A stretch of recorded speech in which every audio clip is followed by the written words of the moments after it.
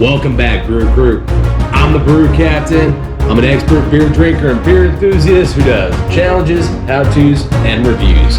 And today, we're going to be reviewing Hacker-Pschorr Oktoberfest Marzen.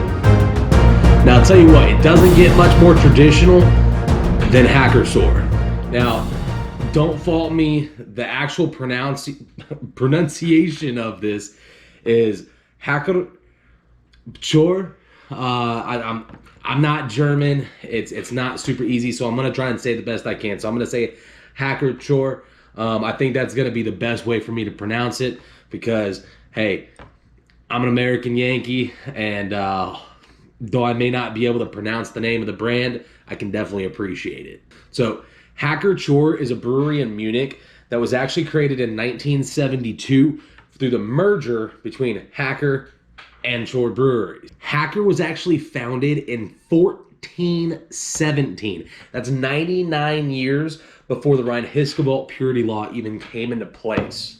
And it's one of 6 breweries that are located within the Munich city limits. So to give you a little history about the brewery before we get more into the beer, Joseph Pschorr actually bought the Hacker brewery from his father-in-law, Peter Paul Hacker. He also founded a separate brewery in his own name. His sons George and Matthias actually separated by owning one of each of the breweries. In 1972, they merged the two together, years and years, of course, after their deaths, but they kept selling the two as separate brands until after about 1975. Now, just to kind of tell you how influential Joseph Pschorr was in the beer industry, area, I guess you could say. By Munich law, only 6 breweries are allowed to actually sell at Oktoberfest itself.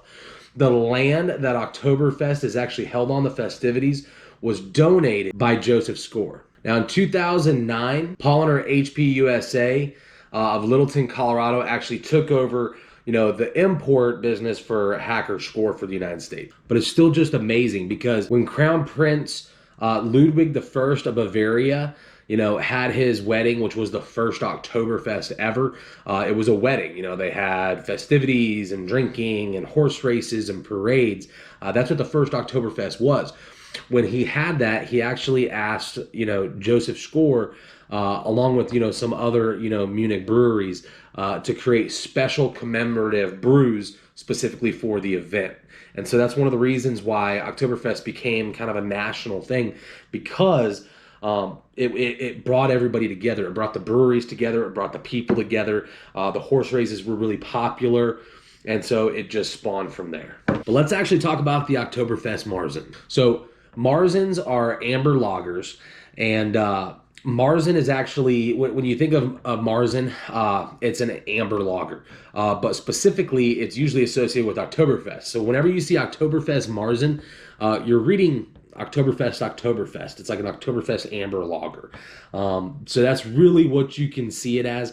Of course, this is brewed in Munich. Now, Marzens are actually going to have higher alcohol contents than Vienna lagers and other lagers. So this is a 5.8. Usually it's going to be over like 5 or 5.5. It's also 11.2. You're going to see a lot of the German beers are going to be 11.2 fluid ounces. That's 330 mils. But just reading you the back of the label here, it says, since 1417 through today, Hacker-Pschorr is considered the special beer for heavenly day-to-day moments. We call it Heaven Bavaria. You call it Hacker-Pschorr. I'm really excited about this beer. I had an eyeing Oktoberfest Marzen, if you saw the one last week, so I'm pretty excited about this one because that one was an amazing beer. This company, this brewery, has been around since 1417, so I can't wait.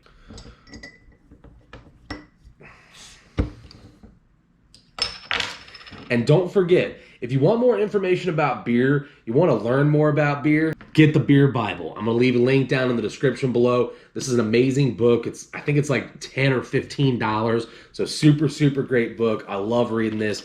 It's a great time. Beer is fun. So make sure you check it out down in the description below. And if you're learning something, go ahead and take a second to hit that subscribe button. So let's check it out. Oh, I'm excited. Very, very similar to last week's eyeing Oktober Marzen. Get that good little head on there. Got about a finger ahead. This one I think is a little bit darker than the eyeing. Oh, God, that's just great. You know, they adhere to the Reinheitsgebot rules. And the thing about it is, when you're in Germany, in order to call something beer, you have to follow Reinheitsgebot law. In addition to that, this is one of only 6 that can actually call their beer an Oktoberfest beer. Nobody else can call it an Oktoberfest beer unless it's one of those 6 that's included within the Oktoberfest and Munich laws. So let's take a look. I'm going to kick this on. Oh yeah, definitely good. So this one is a little bit darker than some of the other ones. Still just that gorgeous amber color. One thing I notice about a lot of these German breweries and these older style traditional beers, you know, you get that great bubble. You know, it's just, it reminds me of a champagne. God, it's just gorgeous. I'll tell you what, I do like these mugs as well. They're 18 ounces. So it definitely holds a craft beer that's a 16-ounce can, you know, whatever you need.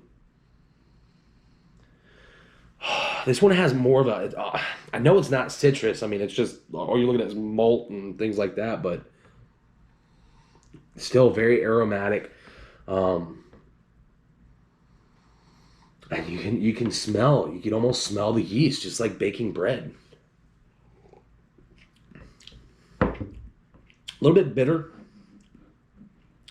but very crisp. It almost leaves my my tongue dry.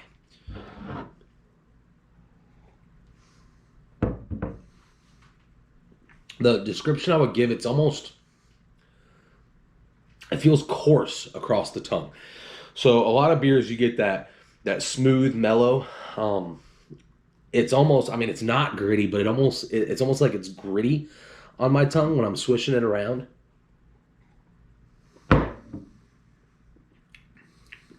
Definitely a little bit more bitter than I was expecting.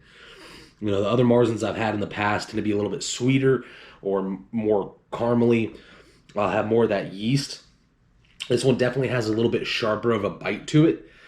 I can feel it in the back of my throat. It actually, the best description I can give you is it reminds me, I wouldn't say like a shot of liquor, but if you drink a white wine, a really dry white wine, it has that dry feeling that makes me want more. I want to drink more.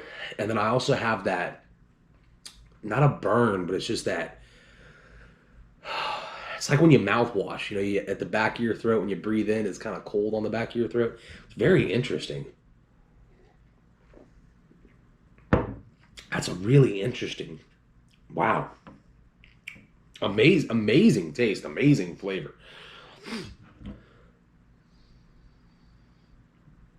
You know, and Marzens have gotten a lot lighter over the years. They used to be a little bit darker. Germany, formerly known as Bavaria, used to be known for dark. You know, it was dark lagers. That's what a lot of people liked, especially Munich. You know, it was really dark. Pale ales, a lot of the stuff we see today, very light, wasn't common. When it came around, it was new, and not everybody embraced it. So these beers, the Marzens, you know, they came out, they would start brewing them around the March time because they couldn't brew between April and September. It was actually against the law to brew during April and September. And so they would start brewing them in March, April, and then, you know, let them ferment and cool over the course of the summer to come out, you know, during that October time. So just a really, really, wow, this is amazing. I mean, just great smell, really good beer.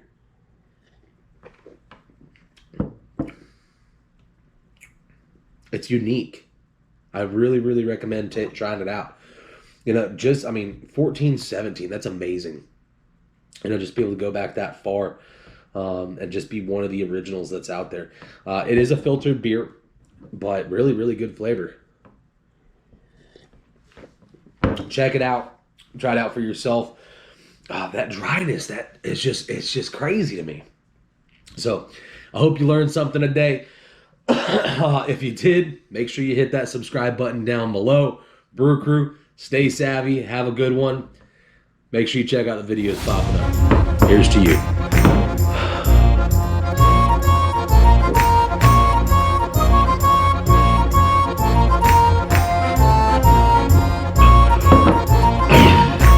That was a little harsher than the last one. Oh.